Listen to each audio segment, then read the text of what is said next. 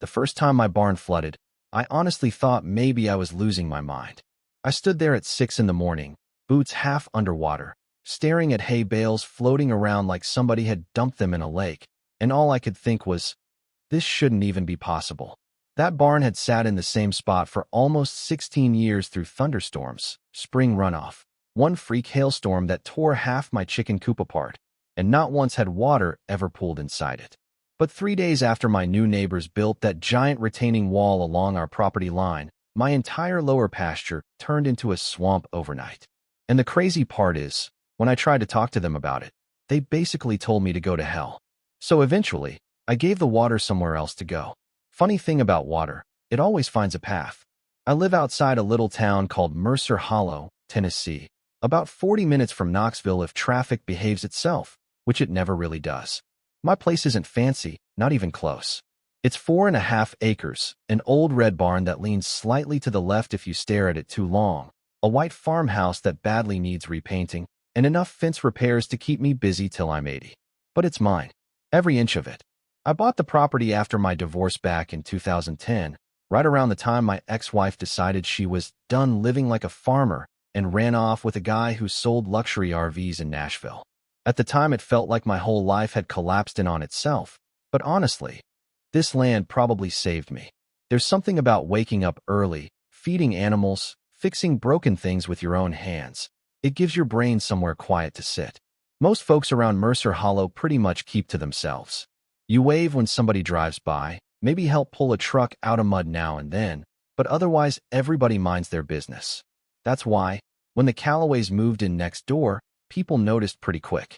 Trevor and Melissa Callaway were the kind of couple that somehow looked expensive all the time. Didn't matter if they were checking the mail or unloading groceries. They always looked like they were headed to a real estate photo shoot. Trevor drove a black lifted truck so clean it didn't even look legal for Tennessee roads. And Melissa had this habit of talking to people while smiling without actually being friendly, if that makes sense. They bought the old Porter property next to mine and immediately started changing everything. Tore down trees, brought in landscapers, installed these giant outdoor lights bright enough to interrogate prisoners with. At first, I tried being neighborly. I carried over a peach cobbler Melissa barely touched, helped Trevor jump his truck battery one cold morning, even warned them about drainage runoff near the South Hill during storm season. He kinda laughed when I mentioned it. Yeah, he said, leaning against his truck, we're fixing all that. Gonna clean this whole place up. That phrase stuck with me for some reason. Clean this whole place up. Like the land had somehow been waiting for him personally to improve it. About 2 months later, I came home from town and saw survey flags lining our property line. Then came the contractor trucks, cement mixers, excavators. One guy smoking cigarettes beside a stack of cinder blocks taller than my tractor.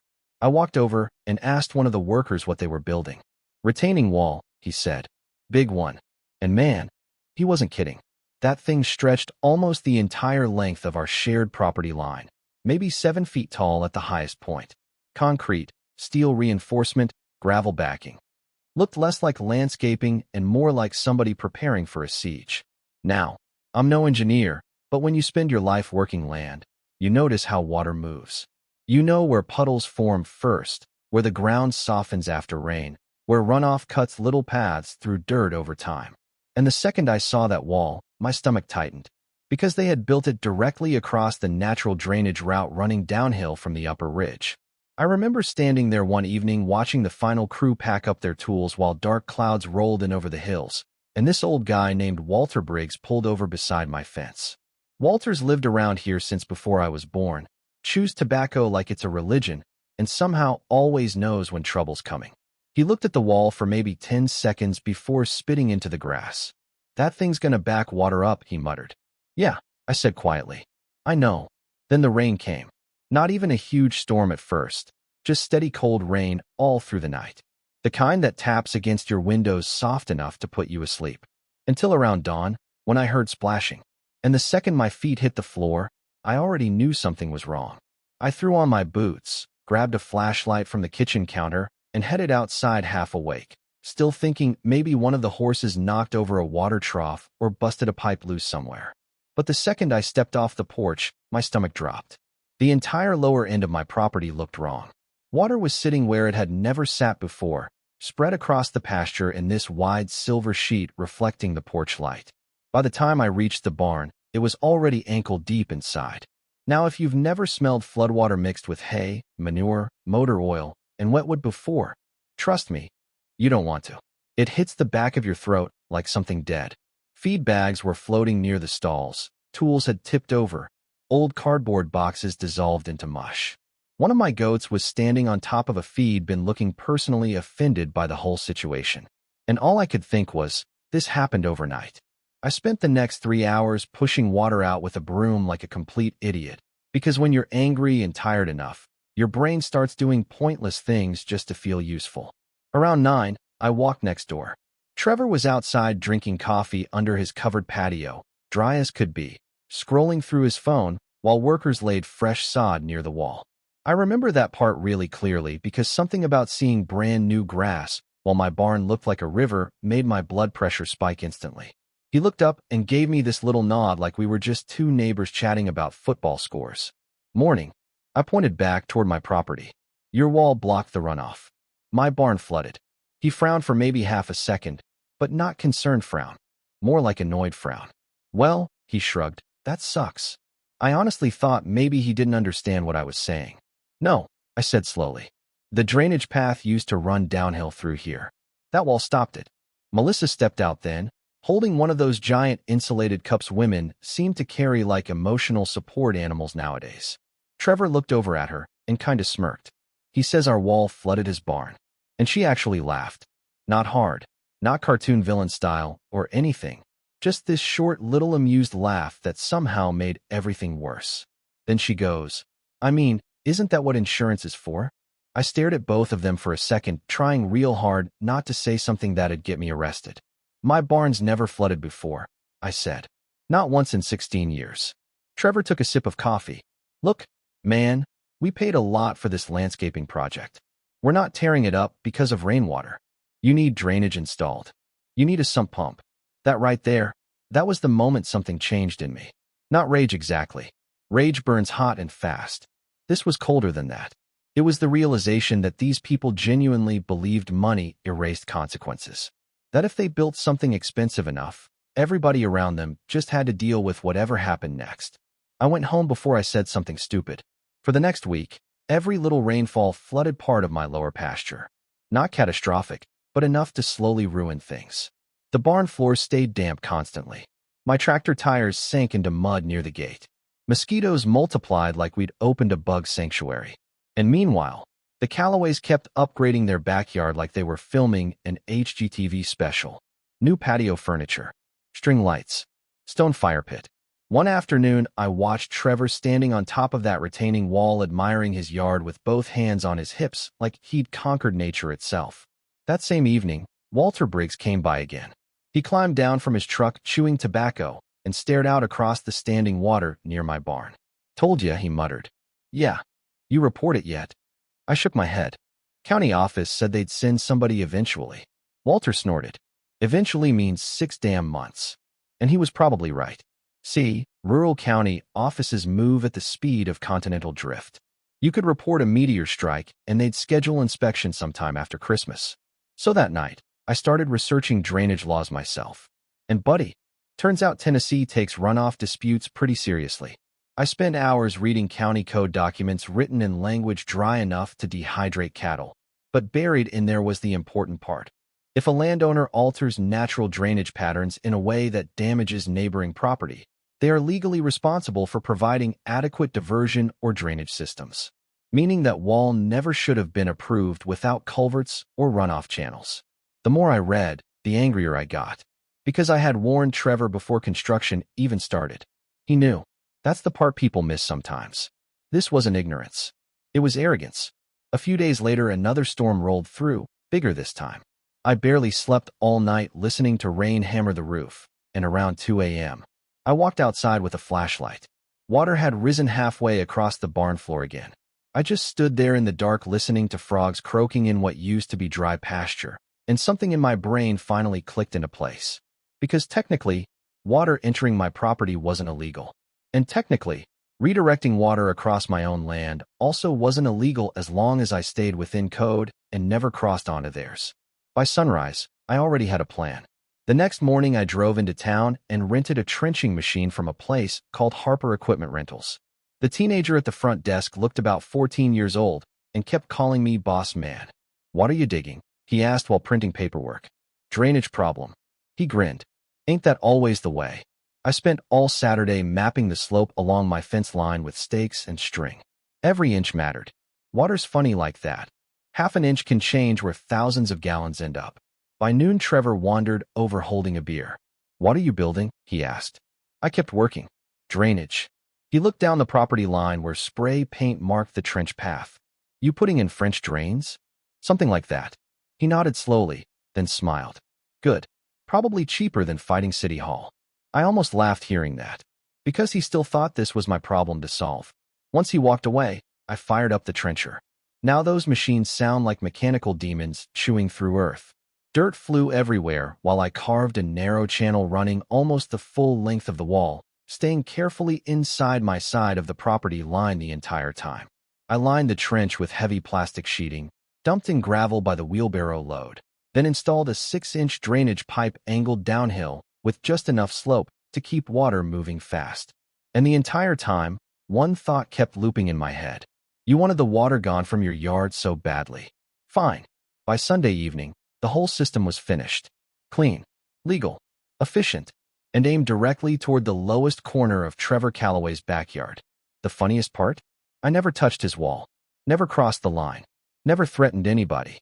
I simply restored gravity to the conversation. Then we waited for rain. The storm rolled in 4 days later.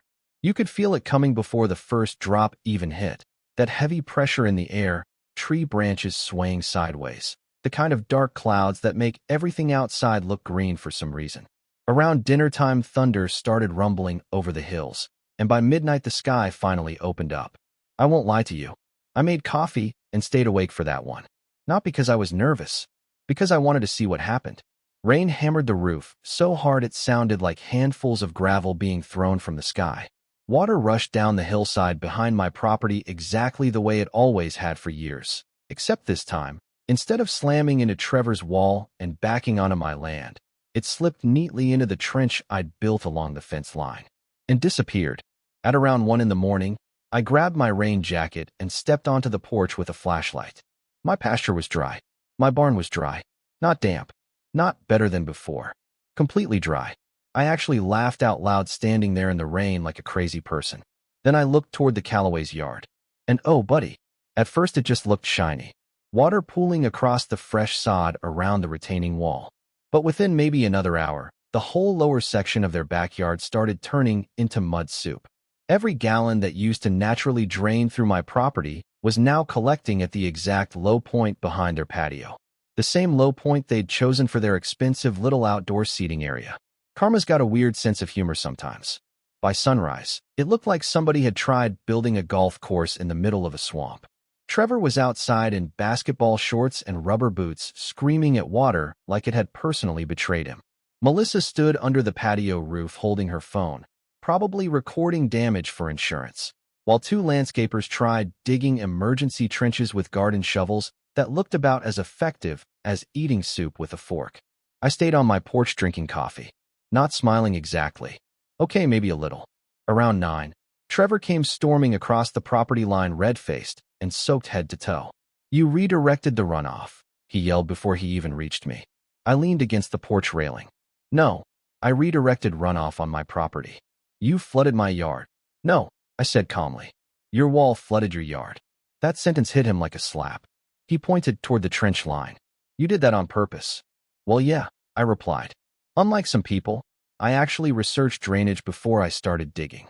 For a second, I honestly thought he might swing at me. Instead, he just stood there breathing hard while rainwater dripped off his jacket. Then Melissa marched over carrying a folder. "We already called the county," she snapped. I nodded. Good. That seemed to throw her off. See, angry people expect fear. Or defensiveness. What they don't know how to handle is calm. I went inside for maybe 30 seconds, grabbed my own folder, and came back out onto the porch. Inside were printed photos of the retaining wall construction, time-stamped shots of my flooded barn, copies of county drainage ordinances, and one especially important screenshot from 3 months earlier showing a text message I'd sent Trevor warning him runoff might become a problem if the drainage path got blocked. He read the message twice. His face changed after the second time. Not anger anymore. Calculation. Because suddenly he realized this whole thing might become very expensive. "You set us up," Melissa said quietly. I remember looking out toward the standing water in their yard before answering. "No," I said. "You ignored me." That shut her up. The county inspector finally showed up the following Tuesday. A heavy-set guy named Ron Bellamy who looked permanently exhausted by human stupidity. He walked both properties in muddy boots while Trevor followed him around talking nonstop about malicious redirection and property sabotage. Ron barely reacted. Then he reached the retaining wall and stopped. Now, I'm not exaggerating when I say the man actually sighed before pulling off his hat and rubbing his forehead. "You people didn't install a culvert?" he asked. Trevor blinked. "A what?" "A drainage culvert," Ron repeated slowly, like speaking to children. "There's supposed to be runoff accommodation built into retaining structures at this elevation." Melissa crossed her arms. "Well, our contractor never mentioned that." Ron gave this little dry laugh. "Contractors forget lots of things when homeowners don't pull permits." Silence. Pure, beautiful silence. I swear, even the birds stopped chirping for a second. Turns out Trevor had skipped part of the permitting process because he didn't want to delay construction waiting on county approval reviews. Which meant not only was the wall non-compliant, technically the entire structure violated code. And once the county got involved, everything snowballed fast. Within 2 weeks, they were ordered to hire a licensed drainage engineer.